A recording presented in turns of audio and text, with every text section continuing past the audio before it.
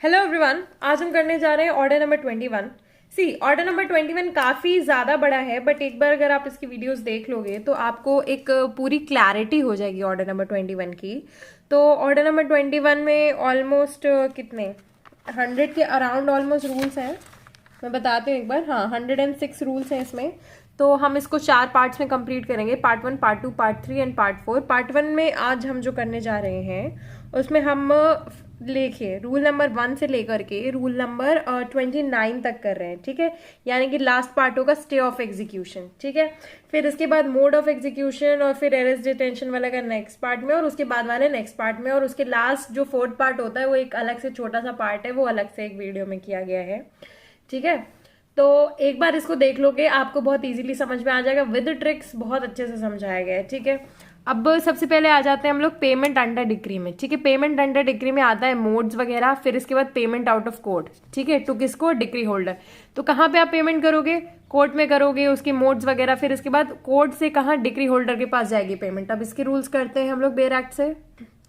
तो इसमें पहला रूल क्या बोलता है, देखो एक तो ये पेमेंट अंडर डिक्रीज के बारे में है, ठीक है। यानी कि तुमको देखो डिक्री आई है तो सबसे पहले क्या चीज आएगी कॉमनली, अरे पैसा दे दो डिक्री में, ठीक है। तो पेमेंट अंडर डिक्री है ना, यही हो गया। तो अब तुमको बताया जाएगा कि कैसे तुम पेमेंट करोगे। तो कैसा है पेमेंट करना, कैसा होगा, बाय डिपॉजिट। कहाँ पे डिपॉजिट करोगे, कोर्ट में, ठीक है। फिर उसके बाद दूसरा क्या है, out of court to the decree holder. फिर इसके बाद कोर्ट से किसको करोगे, डिक्री होल्डर को करोगे, ठीक है। अब कैसे करोगे, बाय पोस्टल मनी ऑर्डर और थ्रू अ बैंक और एनी अदर मोड, ठीक है। कैसे करोगे, एक सिंपल सी चीज है कि यार पहले पोस्टल मनी ये सब चलता था उन सब से, या फिर बैंक के थ्रू, है ना। और तीसरी चीज क्या है, otherwise as the court which made the decree direct, ठीक है। जैसा कोर्ट बोलेगा वैसा करेंगे, नहीं तो क्या है डिपॉजिट कर दो या और कुछ कर दो, ठीक है। अब इसके बाद नेक्स्ट चीज ये है कि अगर पेमेंट जो है वो की गई है यानी कि ऊपर के तरीकों से की गई है, तो इस जजमेंट डेप्टर को क्या दे दिया जाएगा, नोटिस दे दिया जाएगा, ठीक है। या तो कोर्ट से दे दिया जाएगा या तो रजिस्टर्ड पोर्ट से दे दिया जाएगा कि एक्नॉलेज के लिए, ठीक है। फिर इसके बाद अगर पोस्टल मनी से पेमेंट कर दी गई है तो उसके पर्टिकुलर्स वगैरह बताए जाएंगे। क्या क्या पर्टिकुलर्स हैं, number of the original suit, names of the parties to, फिर इसके बाद ये सब जो पर्टिकुलर्स है वो सब हो जाएंगे। अब इसको याद करने की जरूरत नहीं है, ठीक है। और अब देखो अगर क्या होता, अब देखो इसमें जो मेन चीज है वो इसका प्रोविजो है कि जहां पे डिक्री होल्डर क्या करता है, रिफ्यूज कर देता है पोस्टल मनी को एक्सेप्ट करने के लिए, तो वहां पे क्या हो जाएगा, इंटरेस्ट जो है वो सीज हो जाएगा, इंटरेस्ट बंद हो जाएगा। ऊपर में भी यही लिखा हुआ है 4 में कि अगर वो देखो इसमें क्या होता है, अगर इंटरेस्ट सीज हो जाएगा, अगर अमाउंट पे हो गया तो इंटरेस्ट सीज हो जाएगा। इसमें क्या डिक्री होल्डर रिफ्यूज कर देता है तो अमाउंट सीज हो जाएगा। इसमें 5 में भी क्या लिखा हुआ है कि हाँ देखो क्या होता है, इंटरेस्ट जो है वो सीज हो जाएगा अगर उसके द्वारा कोई भी पेमेंट वगैरह की गई है, उसने एक्सेप्ट नहीं की है जो भी है वो बात अलग है, पर अगर उसने पेमेंट कर दी गई है तो वो सीज हो जाएगा। इंटरेस्ट वगैरह, इंटरेस्ट लगता है ना पैसा जब जमा होता है उसमें, ठीक है, तो उसमें सीज हो जाएगा। नेक्स्ट क्या है, इंटरेस्ट सीज हो जाएगा to run from the date on which the money has tendered to him और वेयर ही अवॉइड्स एक्सेप्टेंस, या तो वो एक्सेप्टेंस जो है वो अवॉइड कर देता है, ठीक है, किसकी, पोस्टल मनी की, थ्रू बैंक इंटरेस्ट ये वगैरह जो सीज हो जाएगा, on which the money would have been tendered to him in the ordinary course of business. Next इसके बाद आता है रूल 2। रूल 2 है payment out of court to decree holder. कहाँ से, कोर्ट से, किसको, डिक्री होल्डर को क्या, पेमेंट, ठीक है। तो उसमें क्या है, अगर देखो सिंपल ये बात है कि पेमेंट है, ठीक है, अगर दी गई है तो उसके बाद उसको क्या कर दो, सर्टिफाइड कर दो, ठीक है। अगर नहीं सर्टिफाइड किया है तो उसके लिए रीजंस दे दो, ठीक है, शो कॉज कर दो, रीजंस दे दो। तो सिंपली इसमें सबसे इंपॉर्टेंट क्या पार्ट है, इसमें सर्टिफाई वाला पार्ट सबसे जरूरी है। अगर पेमेंट हो गई तो सर्टिफाई कर दो, ठीक है। फिर इसके बाद देखो जजमेंट डेप्टर है, इसके बाद क्या कर देगा, कोर्ट को इन्फॉर्म कर देगा और नोटिस इशू करवा देगा to show cause why such payment और adjustment should not be recorded as certified, ठीक है। शो कॉज करेगा कि ये जो पेमेंट वगैरह है ये क्यों सर्टिफाइड नहीं होगी। फिर इसके बाद after service of such notice the decree holder fails to show cause why the payment और adjustment should not be recorded as certified, the court shall record the same accordingly, ठीक है। कोर्ट जो है वो उसको रिकॉर्ड कर लेगा। अब देखो इसमें सर्टिफाई वाला पोर्शन बस याद रखना है, बाकी इसमें मैनर बताया गया है, ठीक है। सर्टिफाई क्यों नहीं होगा, अरे मैनर नहीं है, या फिर क्या है, पेमेंट और adjustment is prove by documentary evidence. देखो नो पेमेंट और adjustment shall be recorded at the instance of the judgment debtor unless, या तो उस मैनर में दी गई, मैनर में जब तक ना दी गई हो या फिर प्रूव नहीं हो डॉक्यूमेंट्री एविडेंसेस के थ्रू, ठीक है। या फिर एडमिट नहीं की गई हो, या फिर देखो, पेमेंट और adjustment which has not been certified और recorded as aforesaid shall not be recognized by any court executing the decree. ठीक है, अब तुमको इसमें सिंपली इस वाले में 1 और 2 में क्या बताया गया, तुमको पेमेंट करनी है डिपॉजिट फलाना ढिमकाना से, कहाँ, पोस्टल मनी वगैरह से। ठीक है, अब क्या करोगे, पेमेंट को क्या सर्टिफाई करवा लोगे, किधर, इधर सर्टिफाई करवा लोगे। ठीक है, इसी के साथ हमारा ये होता है। अब दूसरे पोर्शन पे आते हैं हम लोग। दूसरा पोर्शन बात करता है कोर्ट्स एग्जीक्यूटिंग डिक्री। ठीक है, इसको 3, 4 एक पोर्शन में, 5 अलग पोर्शन में, 6, 7, 8 और फिर 9 अलग पोर्शन में ऐसा किया गया है। अब मैं बताती हूँ क्यों ऐसा किया गया है। 3 और 4 में आता है ज्यूरिसडिक्शनल इश्यूज। ठीक है, तो ज्यूरिसडिक्शनल इश्यूज क्यों आता है, ज्यूरिसडिक्शनल इश्यूज इसलिए आता है क्योंकि थर्ड वाले में, एक सेकेंड, थर्ड वाले में है land situated in more than 1 jurisdiction. ठीक है, थर्ड वाले में है कि देखो लैंड जो है, यानी कि जिसका लैंड है, जिसका मतलब, अरे ज्यूरिसडिक्शनल इशू आ जाता है, जिसका लैंड है वो एक से ज्यादा ज्यूरिसडिक्शन में। दूसरा है transfer to court of small causes. ठीक है, तो स्मॉल कॉजेस के पास ज्यूरिसडिक्शन है, बड़े तो उसमें ट्रांसफर कर दो। ठीक है, इधर क्या हो जाएगा, ट्रांसफर। ठीक है, फिर इसके बाद आ जाता है देखो ट्रांसफर इधर है। अब इसके बाद आ जाता है मोड ऑफ ट्रांसफर। ठीक है, ट्रांसफर और मोड ऑफ ट्रांसफर जो है 5, 4 इधर लिख दो, 4 इधर से काट दो। 4 क्या है, मोड ऑफ ट्रांसफर। 5 में क्या है, ट्रांसफर। 4 में क्या है, ट्रांसफर। 5 में क्या है, मोड ऑफ ट्रांसफर बता रहा है। ठीक है, फिर इसके बाद 6 में क्या है, procedure where court decides that its own decree shall be executed by another court. Procedure जहां पे कोर्ट कहता है कि उसकी खुद की डिक्री जो है वो कोई और कोर्ट एग्जीक्यूट करे, तो इसमें क्या हो जाएगा, सेंड टू एग्जीक्यूशन। ठीक है, सेंड फॉर क्या, एग्जीक्यूशन के लिए सेंड कर दिया है ना। फिर इसके बाद 7 में है court receiving copies of decree वगैरह without proof, execution of decree और order by court to which it is send. इसमें एग्जीक्यूशन ऑफ डिक्री ऑर्डर जिस कोर्ट में भेजा जाए। और 9 में एग्जीक्यूशन हाई कोर्ट का। ठीक है, execution by high court of decree transferred by other court.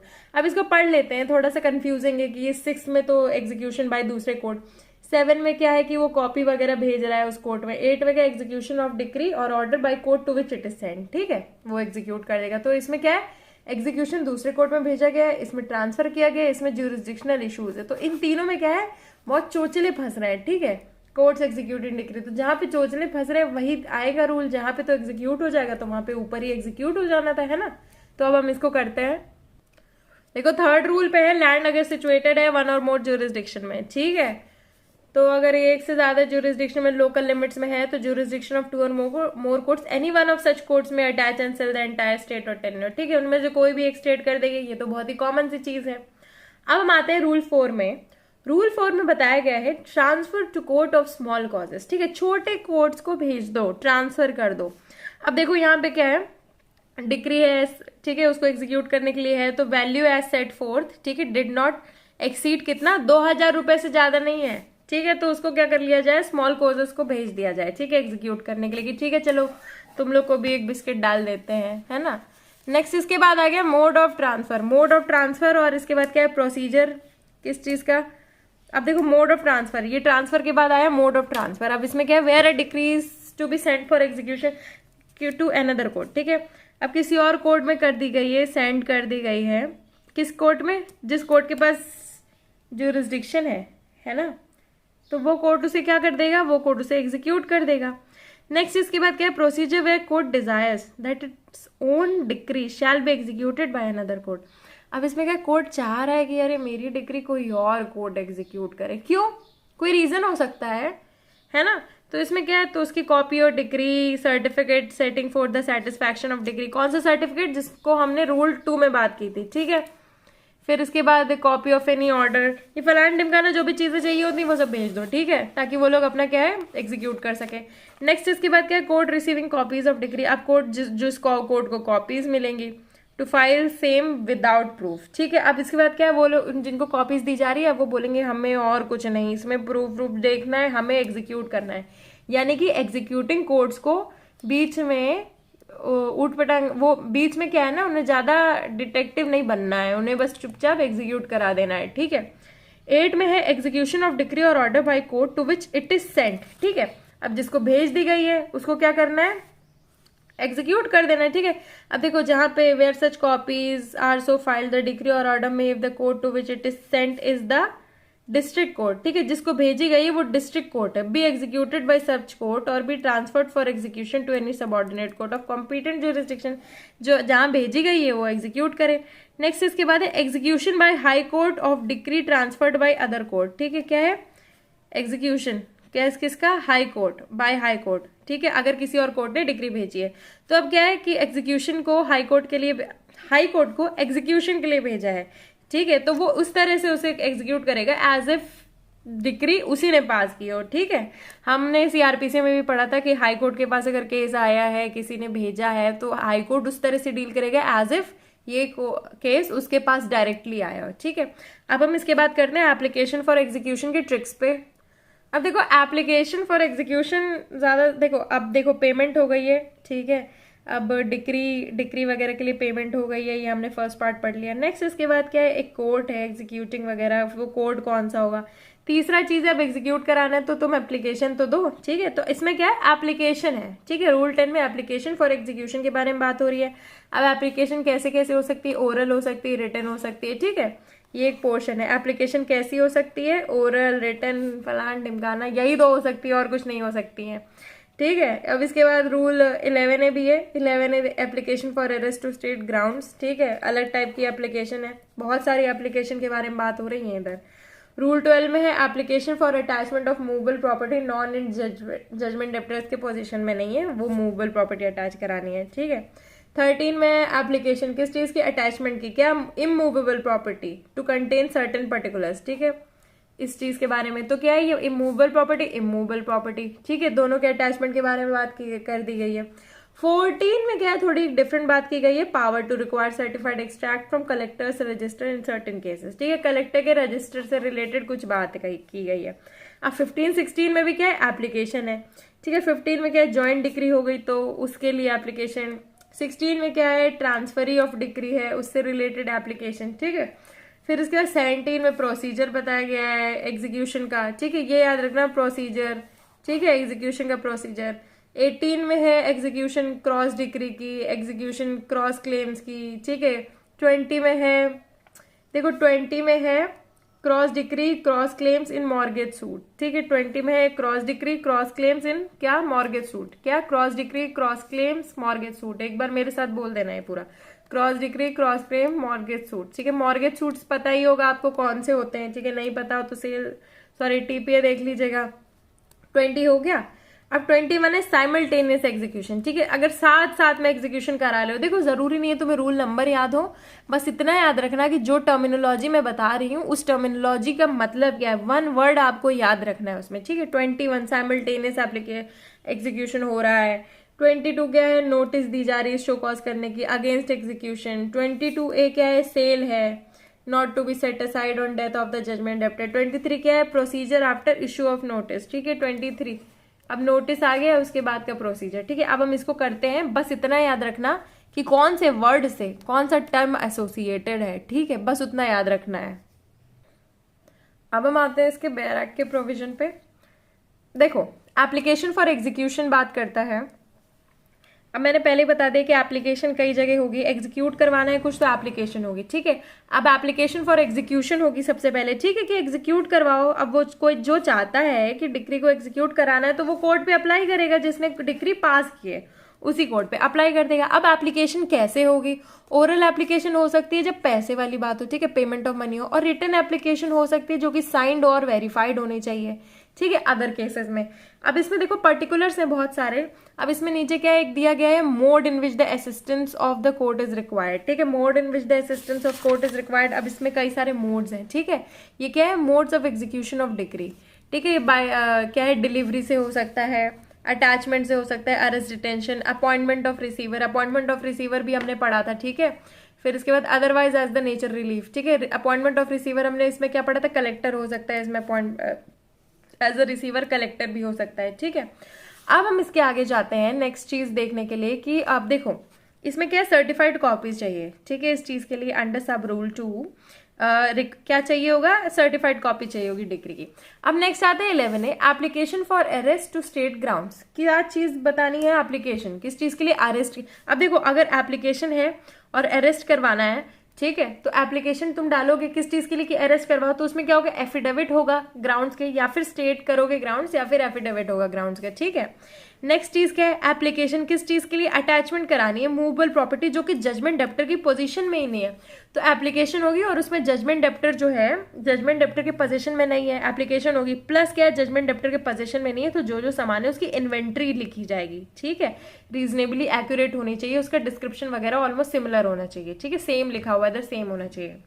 Next इसके बाद क्या, एप्लीकेशन किस चीज की, इमूवेबल प्रॉपर्टी की, और उसके साथ क्या है, टू कंटेन सर्टेन पर्टिकुलर्स। ठीक है। अब उसके क्या है, सर्टेन पर्टिकुलर्स होने चाहिए। तो क्या, अगर इमूवेबल प्रॉपर्टी के लिए है जो कि जजमेंट डेप्टर को बिलोंग करती है, तो क्या है, उसके जो सर्टेन पर्टिकुलर्स हैं वो at the foot of the application में होने चाहिए, जैसे कि डिस्क्रिप्शन उस प्रॉपर्टी का, ताकि वो प्रॉपर्टी क्या हो जाए, आइडेंटिफाई हो जाए। Specification of the judgment debtor share. ठीक है, जैसे कि फलाने की प्रॉपर्टी लेनी है, उसके पास इतना शेयर है उस प्रॉपर्टी में, तो ठीक है, तो उसके शेयर वगैरह जो है, इंटरेस्ट वगैरह है, वो सब चीजें होनी चाहिए।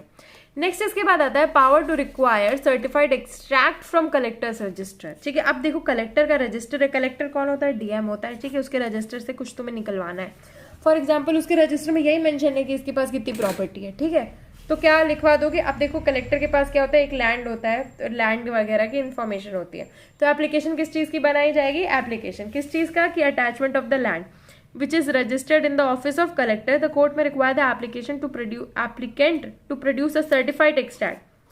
क्या चाहिए होगा, from the register, certified extract चाहिए होगा रजिस्टर्ड का। क्या चीज स्पेसिफाई करना चाहिए, पर्सन रजिस्टर्ड एज प्रोपरेटर, या फिर possessing any transferable interest, या फिर लैंड ऑफ इट्स रेवेन्यू, और एज लाइबल टू पे revenue of the land and the shares of the registered properties. ठीक है, ये सब चीजें जरूरी हैं, तुमको कोर्ट में ये सब पेश करना होगा। नेक्स्ट इसके बाद आ जाता है रूल 15। इसमें किस चीज की एप्लीकेशन है, execution bye joint decree holder. अरे अब जो 2 डिक्री होल्डर है तो उसमें से कोई एक जो है वो बोल दे, एप्लीकेशन कर देगा कि ठीक है डिक्री जो है एग्जीक्यूट करा लो, but unless the decree impose any condition to the contrary. अगर कोई कंडीशन लगी होती है और वो क्या है ना, कोई कॉन्ट्रेरी कंडीशन नहीं होती तो वो कर सकता है। ठीक है। प्लस उसको क्या है, कोर्ट अगर सफिशिएंट कॉज देखता है तो अलाउ कर देगा डिक्री को, और उनके इंटरेस्ट को प्रोटेक्ट करने के लिए सफिशिएंट ऑर्डर बनाएगा। नेक्स्ट इसके बाद आ जाता है रूल 16। रूल 16 बात करता है application for execution bye transferee of decree. ठीक है, अब देखो डिक्री है, वो डिक्री क्या है, ट्रांसफर हो गई है। ठीक है, किसी इंसान को ट्रांसफर कर दी है वो डिक्री होल्डर ने, तो अब वो जो ट्रांसफर ही है वो अप्लाई कर रहा है। ठीक है, तो उसके फेवर में वैसे ही होना ही चाहिए जैसे कि डिक्री होल्डर के फेवर में हुई है। ठीक है, और अगर उससे रिलेटेड कोई ऑब्जेक्शंस हैं तो वो सब जो है डील करने चाहिए। क्या लिखा हुआ है इसमें, देखो, transferred by assignment, notice of such application shall be given to the transferor. ठीक है, ट्रांसफरर को नोटिस दिया जाएगा एंड द जजमेंट डेप्टर को नोटिस दिया जाएगा। उसके बाद क्या, decree shall not be executed until the court has heard their objections if any to its execution. ठीक है, डिक्री तब तक एग्जीक्यूट नहीं होगी जब तक ऑब्जेक्शन नहीं होगा। क्यों, अरे किसी और इंसान को तुमने दे दी है डिक्री तो ऑब्जेक्शन तो हो सकता है ना, मान लो उसके पास प्रॉपर्टी जानी हो, है ना। इसके बाद क्या है, रूल 17। अब इसमें प्रोसीजर है कि एप्लीकेशन जो आ रही है एग्जीक्यूशन ऑफ डिक्री की, उसमें क्या करना है। तो अब देखो उसमें क्या है ना, एक सिंपल सी छोटी सी बात ली गई है कि कोई डिफेक्ट नहीं होना चाहिए, बस डिफेक्ट, इनएक्यूरेसी, कोई भी नेगेटिविटी नहीं होनी चाहिए, है ना। रूल 17 में बस ये प्रोसीजर में ऐसी बात है। फिर इसके बाद रूल 18 आ जाता है execution in case of cross decrease. अब देखो क्रॉस डिक्रीज आ गई हैं। ठीक है, यानी कि ए और बी है, ठीक है, उनके लिए क्रॉस डिक्रीज आ गई हैं। ठीक है, कि ए बी को पैसा देगा, दूसरा सूट हुआ, बी कोई और सूट या कुछ भी हुआ, बी ए को पैसे देगा। अब इसमें क्या है, अगर उनका इक्वल सम है तो सेटिस्फाई हो जाएगा, और अगर अनइक्वल सम है तो जिसका लार्जर सम है वो डिक्री होल्डर हो जाएगा और वो बचा कुचा पैसा दे देगा।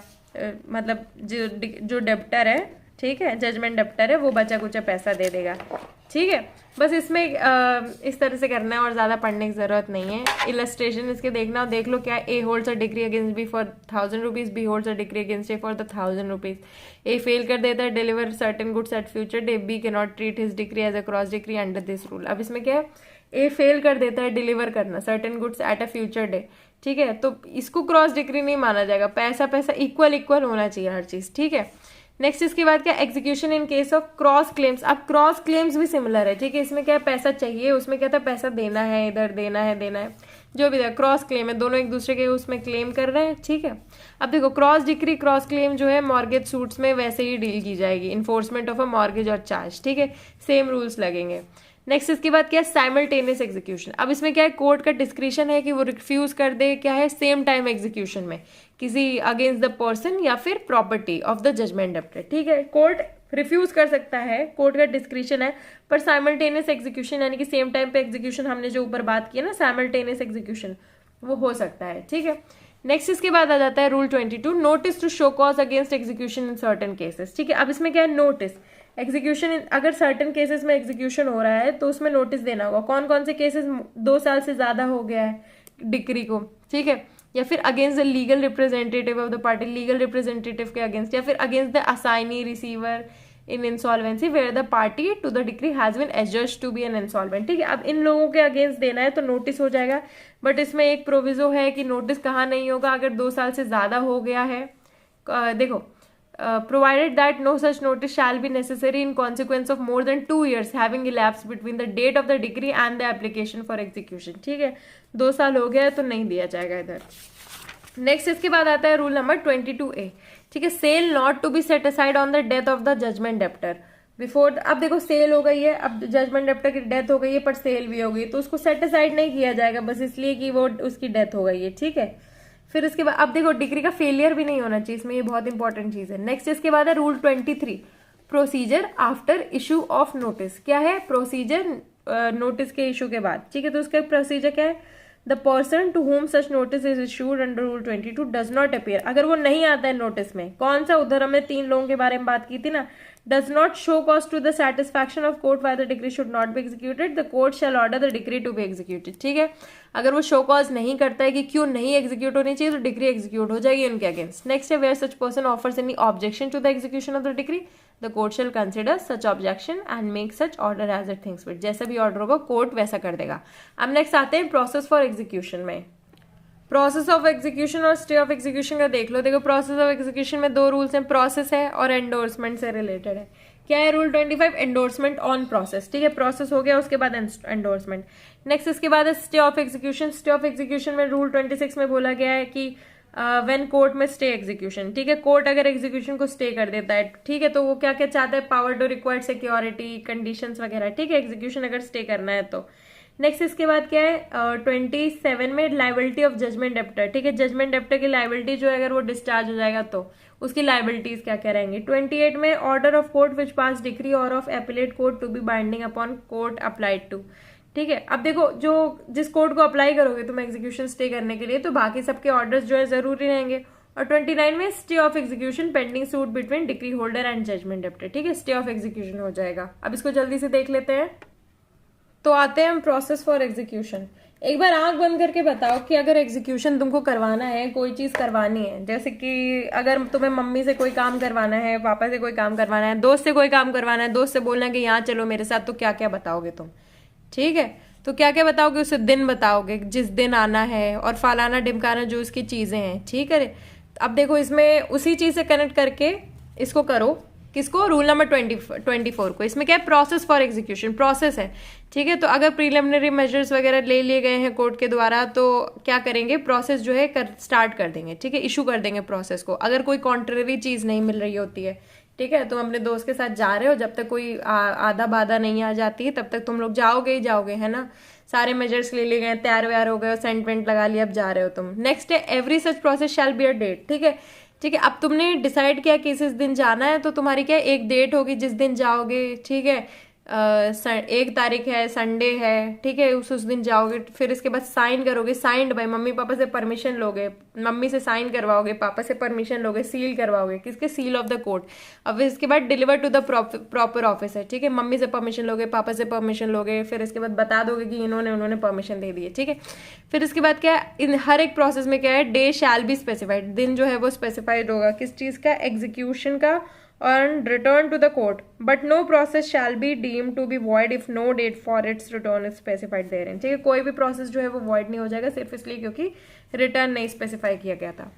नेक्स्ट इसके बाद आ जाता है एंडोर्समेंट ऑफ ऑन प्रोसेस। ठीक है, अब देखो प्रोसेस हो गया, अब उस पर एंडोर्स कौन करेगा? जो भी ऑफिसर इंटरेस्टेड है एग्जीक्यूशन के, तो वही एंडोर्स करेगा। ठीक है, इधर एंडोर्स कौन करेगा? इधर तुम्हारा दोस्त, ठीक है, तुम्हारा भाई चाय पिलाएगा। ठीक है, वो एंडोर्स करेगा क्योंकि वो इंटरेस्टेड है तुम्हारे लिए, है ना, वो इंटरेस्टेड है, तुम्हारे से इंटरेस्टेड है। फिर इसके बाद क्या होगा, उस दिन को उस मैनर में, फिर इसके बाद एक और चीज़ है, latest day specified in the process for the return thereof has been exceeded.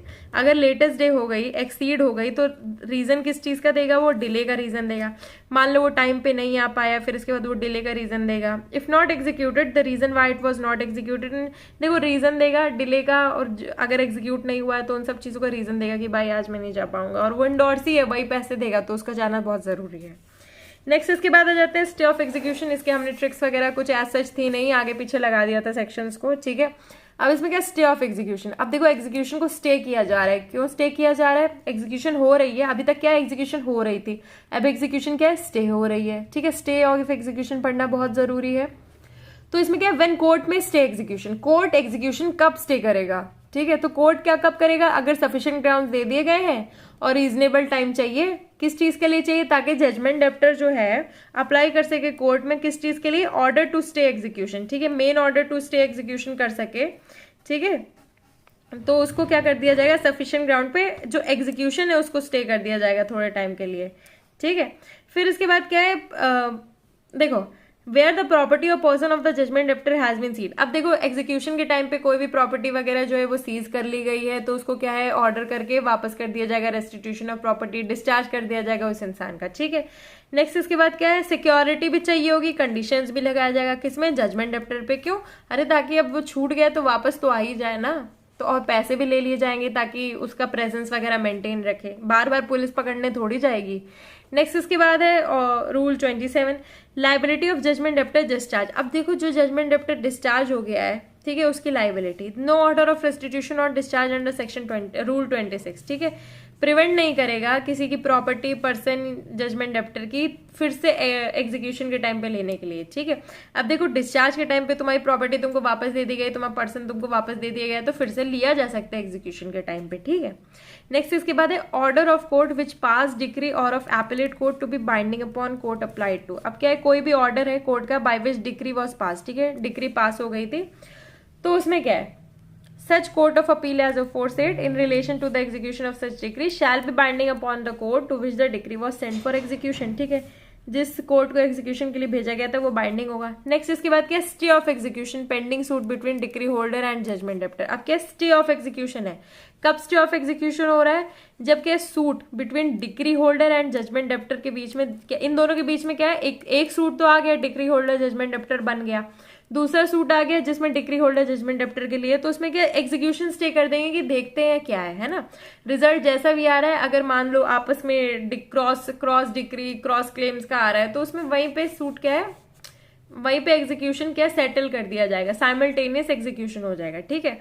Next इसके बाद क्या, प्रोविजो इसमें दे रखा है कि अब if the decree is one for payment of money, अगर पेमेंट ऑफ मनी के लिए है the court shell if it grant stay without requiring security, अगर वो स्टे कर देगा without requiring security, recorded reasons for doing so. यानी कि जनरली क्या है, अगर तुम्हारा स्टे हो रहा है तो सिक्योरिटी और सिक्योरिटी ली जाएगी, कंडीशंस लगाई जाएंगी, पर नहीं लगाया जाएगा तो उसके रीजंस होंगे। बाकी क्या, स्टे दो तीन चीजों में हो जाती है कि क्या है, स्टे दो तीन चीजों, स्टे सबसे बड़ा रीजन ये है कि तुम दोनों के बीच में अरे एक और सूट पेंडिंग है, अब हम एग्जीक्यूट नहीं करवाएंगे, ठीक है, यही सबसे इंपॉर्टेंट चीज है। अब इसी के साथ हमारा जो है ये वाला पोर्शन खत्म होता है। आगे वाले पोर्शन आप देख लीजिएगा, प्लेलिस्ट में सारे मेंशन होंगे, और अगर आपको शॉर्ट डिस्क्रिप्शन इन सब चीज़ों का बहुत अच्छा लगता है तो please do like share and comment. Plus इसके साथ जो सेक्शंस वगैरह कनेक्टेड है, उसका हम लोग डिटेल वर्जन हमने सेक्शंस में ही कवर कर लिया है, हमने ऑर्डर तक नहीं खींचा है क्योंकि ऑर्डर्स ऑलरेडी बहुत बड़े हैं, ठीक है। तो इसके साथ हम चलते हैं वरना वीडियो बहुत लंबा हो जाएगा। Thank you and please do like share comment and please do subscribe if you like my efforts.